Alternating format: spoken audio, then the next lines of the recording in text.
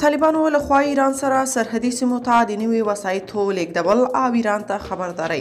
جزئیات هم دلته وګورئ او چینل سبسکرایب کړئ.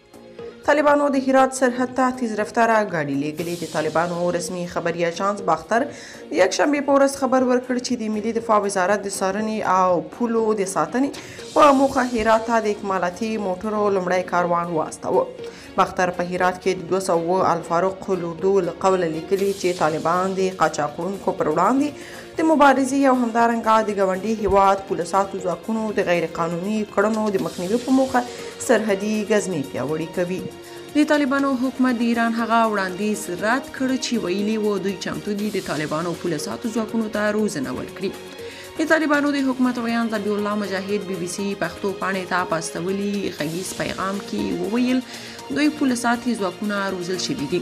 ښاغلی مجاهد وایي زموږ ځواکونه تر ډیره حده روزل شوي دي، په ځانګړي ډول هغه ځواکونه چې سرحدي برخو کې فعالیت کوي. له بده مرغه دا پیښې چې رامنځته کیږي یا دا څو ځلې چې تکرار شوي دا له دې کبله نه دي چې زموږ ځواکونه بلد نه دي یا بېغوري کړې ده.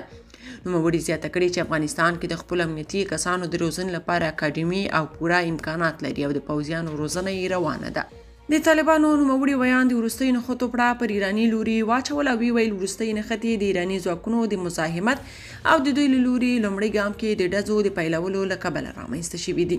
نوموړي وویل اول ډزې تل ایراني ځواکونه کوي، زموږ لوري ته مزاحمت جوړوي، زموږ ځواکونه بیا غبرګون ته اړ کیږي.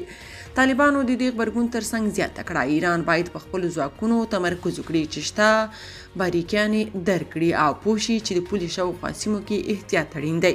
هغه ویلي دي پر هیڅ هیواد تیری نه کوي، خو که کوم هیواد پر افغان خاوره د تیري هڅه وکړي نو غاښ ماتونکي غبرګون سره به مخ شي. که تاسو په دې اړه څه نظر لرئ په کومنټ کې شریک او چینل سبسکرایب کړئ.